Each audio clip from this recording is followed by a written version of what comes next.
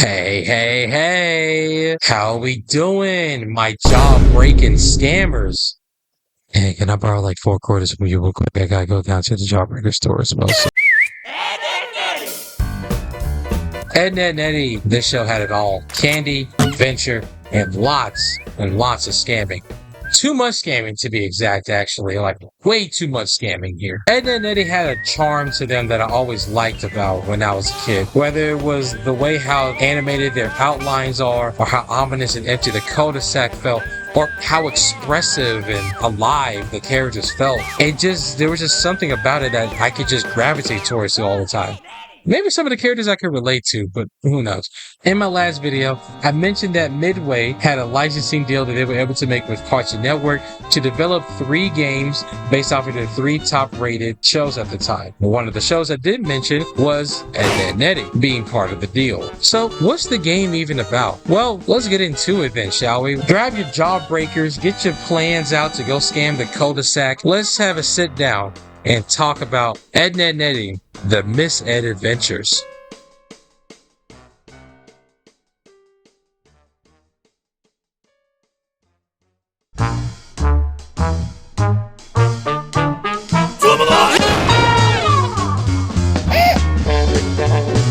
Released on October 31st, 2005 for the PC, PlayStation 2, Game Boy Advance, Xbox, and GameCube, Ed, and Eddy, the Mis-Edventure is a adventure platformer. Or, if you got the GBA version, you already know what I'm about to say. It's just another side-scroller beat 'em up. But hey, let's not diss the GBA, okay? The Game Boy Advance has some pretty good bangers, okay? And they ain't no bangers. I know bangers. In this game, you get to play as the Ed Boys and having to make different plots and schemes, so that way you can just acquire the one biggest thing that everyone that cul-de-sac loves to have: jawbreakers. Speaking of jawbreakers, actually, let's talk about that. So in the game, you can approximately collect 40 different jawbreakers, each of them having not only a different flavor, but the other half having different flavors from specific countries. 25 of them, of course, you can get them from different scams and levels, and the other 25 you can get from a giant jawbreaker machine that's right next to the sandbox at the playground.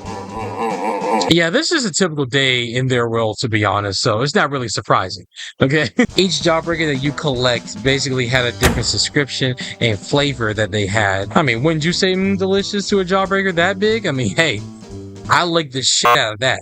Turn it off! Turn that off! But that's not one of the core mechanics I wanted to actually talk about. I wanted to really talk about one of my favorite core mechanics that I actually did like in this game. One of the core mechanics that I do like about it is that each of the Ed Boys have a different team formation that they can use to complete certain challenges in different levels. I used to think that this was just a low-budget Sonic Heroes game, but for some reason I can't have the proof yet to say it.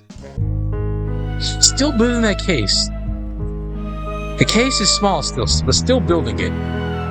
Anyways, the 3 special formations go as each as follows. When you're playing as Eddy, you get to create a special move called the Leaning Tower of Eddy. This move allows you to walk through narrow paths and also allows you to pick up items that are too tall to reach. Another thing that I think was also very much a big letdown was that in one of the levels, which is the most funniest part about the Leaning Tower of Eddy, is that you get hide behind telephone poles. For a double D, you get a special move called the Trample Ed. In this one, Eddy and Ed are going to help Double D get up from a high platform that none of them can actually reach normally. And this can also help the Ed Boys go through a traversal platform that none of them can actually reach anyway. And one of my favorite tag teams in the game, the Batter Ed. This is when you play as Ed. Basically, in this formation, you can just ram your way through almost anything in the game, except for certain objects and invisible walls, so be careful when you use it. Another thing to understand is that each of the Ed Boys have their own weapons of choice that they also have as well. For example, Eddy has the El Mongo Stink Bomb, which it can be used to stun a couple of enemies that you're trying to get rid of, while also having a basic attack for the Yo-Yos. Ed, being the brute strength of the group, can actually lift and throw any object into the game,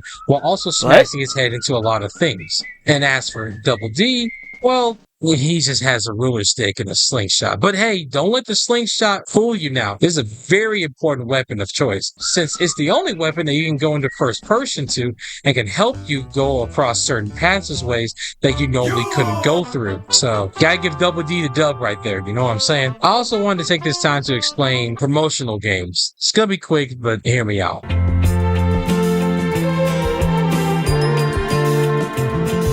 Obviously, I know this is going to be another one of those, back in my day, boomer takes, but we're going to get that out of the way, all right? Back in my day, though, promoting games were very creative and sometimes memorable for a lot of people. They had a certain style, like a rad kid just trying to figure out how to promote a game for a certain group of audience members. And trust me, some of these promotionals knew exactly what they were doing. Okay. Now, I'm not going to sit here and say that all promos for every video game was great, of course, back in the day. What the hell is this? But at least in the very most, some of them were pretty much memorable for a lot of people.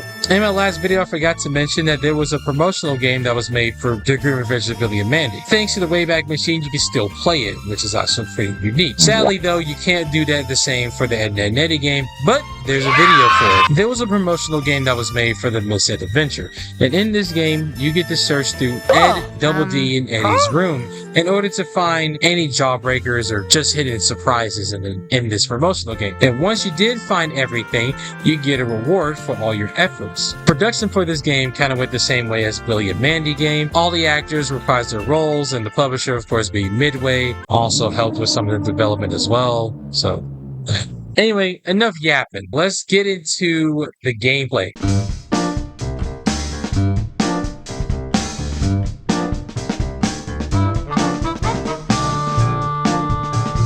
Okay, so before we get to talk about the gameplay and replay value for it, I was going to record myself playing one of the bonus levels, specifically Edzilla, but my camera died at the moment, so sorry. The gameplay loop is actually pretty fun and can be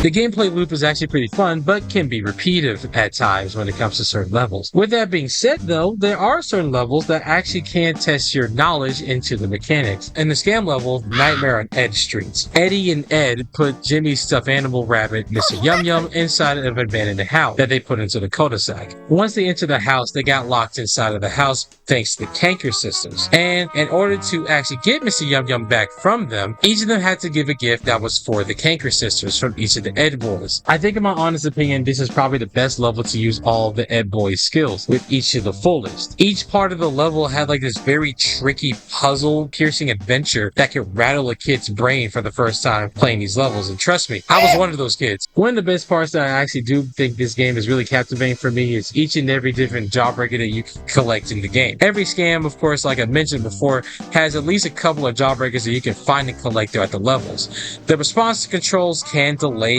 at times whenever you switch to a specific character or attacking a specific enemy whenever you do. Another thing that can also happen is that sometimes the camera will just shift and move on its own, and it gets really frustrating whenever you're trying to find a specific character or attack a character. But to be honest, it doesn't happen too often, so that's a good thing to know. The gameplay also gets easy to handle the more you progress through the game. Just be careful not to use Batter Ed too much, because you will accidentally replay a level that you just finished. One of the other things I do want to mention is the Easter eggs in this game. So each and every single level, there is a chicken that is going to be hidden somewhere in between the world design for it. And every time you get to a chicken and smash it, will really stun it, and then also throw it, you get to have an Easter egg. One of my favorite Easter eggs that I love to get was these booths. Once you get these Easter eggs, there's two different booths you can find in the cul-de-sac. One of them is for meeting the voice actors that you can see throughout the game, and the other one is based off on one of my favorite promo videos that they made for the show,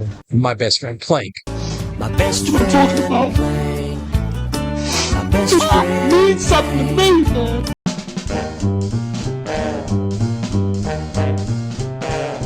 And then the Mis-Edventures is a pretty decent game that you can tell the developers really put their good elbow grease into. Each scam felt like you were narrating how it would start and end. Replay value can also be very nice because whenever you play a different level, you can also find certain jawbreakers that you probably missed when you first played throughout the game. But with all that being said, I'm not going to say the game was super perfect. They also have some flaws within it. Janky camera movements sometimes, delayed button commands, and unfair moments that I just couldn't really stop at all. All in all though, the game I think deserves more love and appreciation for what it could have done at the time, and I for one recommend that you should get this game as well. If you don't feel like buying the actual copy of this game, don't worry, there are the ways to get it.